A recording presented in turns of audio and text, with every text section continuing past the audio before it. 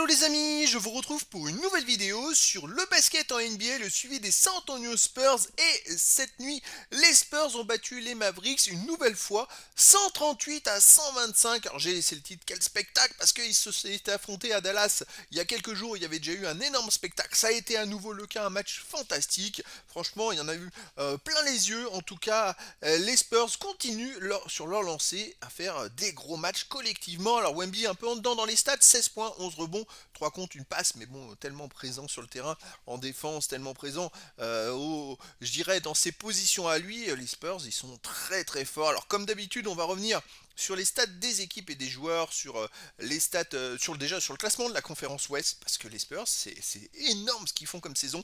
On verra les stats de Wemby en détail sur ce match, ses meilleurs perfs en saison régulière, ses stats dans l'histoire de la NBA à 20 ans, 21 ans, 22 ans, 23 ans au général dans l'histoire des Spurs aussi. Et puis on terminera par un focus sur la prochaine rencontre des San Antonio Spurs. Alors, les stats des équipes déjà. San Antonio menait au premier quart-temps 39-32, plus 7. Deuxième quart-temps gagné 42-35, à nouveau plus 7. Il fait plus 14 à la mi-temps. Mais surtout, les Spurs ont mis 81 points en première mi-temps. C'est extraordinaire.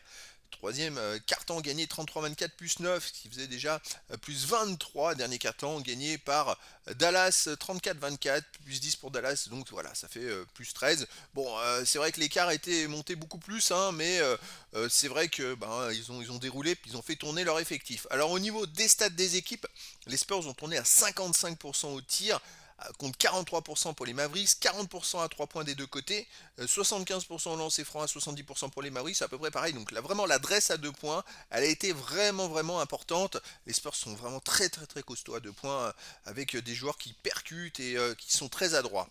Les autres statistiques, il y a eu 52 rebonds à 41 pour les Spurs, 35 passes décisives à 34 pour les Mavericks, mais avec beaucoup de passes, vraiment un jeu vraiment magnifique.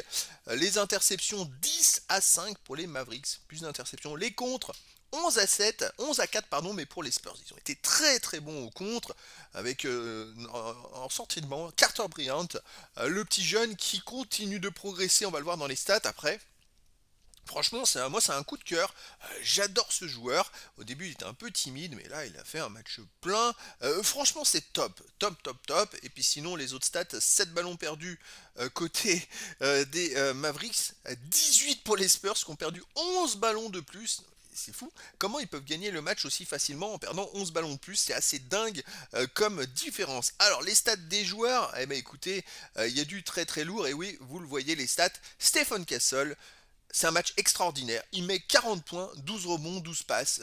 Franchement, c'est le meilleur match de sa carrière. Il n'y a rien à dire. 15 sur 19 au tir, c'est extraordinaire. À chaque fois qu'il allait au panier, il marquait.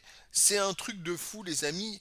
Stephen Castle, le triple-double avec 40 points. Ouais, chapeau bas, chapeau bas. Quel joueur, mais quel joueur. Franchement, c'est le top du top. Après Vassell, c'est 17 points. 7 sur 15 au tir. Wemby, donc 16 points, 11 rebonds, 6 sur 14 au tir, mais 1 sur 6 à 3 points. Alors que vous voyez, Castle il a fait 3 sur 5. Il n'avait pas été très adroit les derniers matchs, mais alors là, waouh!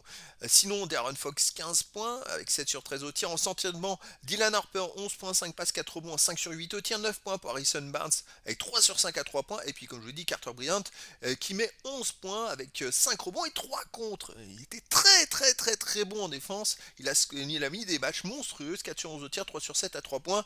Franchement, ça fait plaisir. Keldon Johnson 8 points, 4 rebonds. Bon, il perd 4 ballons par contre, Keldon Johnson, un peu comme Stephen Castle qui en a perdu 6. Bon, on va pas lui en vouloir à Stephen Castle vu les statistiques qu'il a fait dans le match. Côté des Mavericks, 17 points pour McChristie. Sinon, Cooper Flag met que 14 points. Il a eu beaucoup de mal, hein, Cooper Flag. 4 passes, 4 rebonds. Sinon, 11 points pour Caleb Martin. Et puis en sortie de banc, il y a eu du plus gros, on va dire. Marvin Bagley 3 qui met 16 points, 12 rebonds. 18 points pour Brandon Williams. 10 points pour PJ Washington. Et Klay Thompson met 19 points avec 4 sur 10 à 3 points. C'est eux qui ont un peu plus porté, on va dire, les Mavericks. Et c'est surtout les remplaçants que les titulaires ont eu énormément de mal. Alors, le classement de la conférence Ouest, les Spurs sont toujours deuxième. Ils ont toujours maintenant 3 défaites d'avance sur les poursuivants. Et ils sont à 3 défaites des Thunder qui ont perdu à Houston. Donc ça, c'est vraiment pas mal parce que les Thunder, avec l'absence de J.J.U.S. Alexander, eh ben, ils ont du mal. C'est plus compliqué pour eux, donc ils vont peut-être perdre quelques matchs. Les Spurs ne sont plus qu'à 3 défaites des Thunder. C'est énorme. Franchement, c'est énorme. Il reste 30 matchs, hein. Et là, 3 défaites d'avance sur les Nuggets, Lakers et Rockets. C'est pas mal. Alors attention parce qu'ils vont jouer chez les Lakers. Lakers, hein. On va le voir un peu plus loin. C'est mais comparé à la saison passée, quand ils affrontent des équipes concurrents avec eux, ils perdaient la saison passée. Là, maintenant, ils gagnent les matchs. Mais quelle saison des Spurs, 36 victoires, 16 défaites, mais c'est un truc de fou. Après, franchement, les joueurs qu'ils ont, Castle, Dylan Harper, les jeunes qui arrivent, Bryant, franchement, c'est une équipe monstrueuse, monstrueuse. Alors, les stats de Wemby, il a joué 27 minutes, il met 16 points, 6 sur 14 au tir, 1 sur 6 à 3 points, 3 sur 4 en lancer franc. Bon, 3 rebonds offensifs, 8 défensifs, 11 rebonds au total, une passe, aucune interception, 3 contre, aucun ballon perdu, une faute. Plus 3 seulement quand il est sur le terrain, mais en même temps, voilà, c'est un bon match, on va dire. Alors, ces moyennes en saison régulière, ah, bah là, ça les fait baisser les moyennes, hein, à part les rebonds. Mais justement, d'ailleurs, j'aurais dû vous l'annoncer tout de suite, hein, grâce aux rebonds qu'il a pris, il devient le meilleur rebondeur devant, je crois, défensif devant Mark Goldberg. On va le voir plus loin des Spurs à 22 ans. On va le voir plus loin, mais voilà, Kokori Lopko, il a pris une nouvelle place dans l'histoire des Spurs, on va dire. Alors, dans l'histoire déjà de la NBA, maintenant il en est à 534 contre, les amis. Il lui manque 2 contre pour attraper Serge Ibaka à 22 ans, puisque Serge Ibaka en avait 536, et c'est le 7ème de l'histoire. Et pour l'instant, Wemby il est 8ème avec 534, donc dans 2 contre, il va dépasser et il va devenir le 7ème de l'histoire de la NBA au contre. Donc ça c'est plutôt pas mal, ça va être à surveiller. C'est vrai que moi j'aime bien les statistiques, mais là c'est quelque chose qui va être énorme. Sinon, alors, je regarde les points, bah, il a gagné 3 places au point quand même. À 22 ans, il est 69e. Il est dans les 100 je regarde 5, 6, 7, 8, 9 stats, il est dans les 100 à 22 ans. C'est quand même pas mal, hein, franchement, il n'y a rien à dire. Parce que dans 9 stats sur, je sais pas combien il y en a, une quinzaine, 15, 16, être dans les 100, c'est énorme dans les 100 meilleurs de l'histoire, hein, je précise. Sinon, où est-ce qu'il a gagné des places? Il a gagné une place au total rebond, il est 56e. Alors, les rebonds défensifs, il est toujours 28e, mais j'attends de voir, parce que la saison passée, il avait fini 27e à 21 ans, 28e, j'espère qu'il va très très vite gagner des petites places pour faire mieux, parce que là, ce qu'on va regarder aussi, c'est la progression entre 21 ans et 22 ans, s'il gagne des places au général et qu'il progresse, mais dans le général, on va voir, c'est ça qui va être intéressant, parce que s'il progresse pas, ben, c'est dommage. Alors, c'est encore dommage, comme je l'ai dit la saison passée, qu'il ait manqué 30 et quelques matchs ou 40 matchs, parce que sinon il serait beaucoup beaucoup plus haut dans les stats. Allez, dans les stats des Spurs, les amis, et ben comme je vous l'ai annoncé, il vient de gagner une place et au total rebond, il devient le meilleur rebondeur de l'histoire des Spurs à 22 ans. Il en a maintenant 7 d'avance sur Michael Birding. Donc voilà, ça fait plaisir. Il a maintenant 5 premières places. Alors bon, il va bientôt en avoir une sixième, ça sera les ballons perdus, mais ça c'est moins glorieux, on va dire. Mais voilà, il a 5 premières places, c'est énorme. Franchement, ça fait plaisir. Déjà la saison passée il les avait. Alors j'ai remis à jour parce que c'était pas bien à jour les totaux sur la saison passée. Et comme ça vous avez l'écart avec le deuxième à 21 ans. Et par exemple au rebond il était premier à 21 ans, mais il en avait que 14 de plus que sur le deuxième. Là il en a pris 7 de plus. Je pense qu'il va faire mieux. D'ailleurs les total rebonds défensifs il est déjà mieux que sa place de l'année passée. Les contres, il en avait 224 d'avance, là il en a 202. On va surveiller tout ça pour voir s'il peut faire mieux et progresser, parce que ce qui compte, c'est qu'il augmente son écart avec les poursuivants, tant qu'à faire.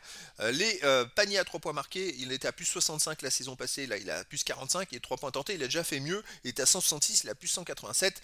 Et puis après, les autres stats, il est loin derrière, mais il va progresser. Les points, par exemple, l'année passée, il était à 435 points de Tony Parker à 21 ans. Là, il a plus qu'à 856 points. S'il fait plus de 420 points d'ici la fin de la saison, il fera mieux que la saison passée. Après, on peut estimer que sur plusieurs années, il devrait faire mieux, puisque Tony Parker tournait qu'à 17 points de moyenne par match, dans sa carrière 17 ou 19 points ou quelque chose comme ça. Mais voilà, donc potentiellement, il pourrait le rattraper et faire mieux.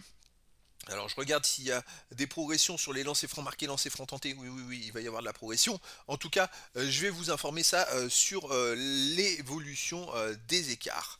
Allez, prochain match descente au New Spurs, les Français, désolé, j'ai pas mis à jour du tout, mais ouais, je sais pas si c'est très parlant finalement, puisque c'est un duel avec Tony Parker uniquement et que c'est un peu la même chose avec les Spurs.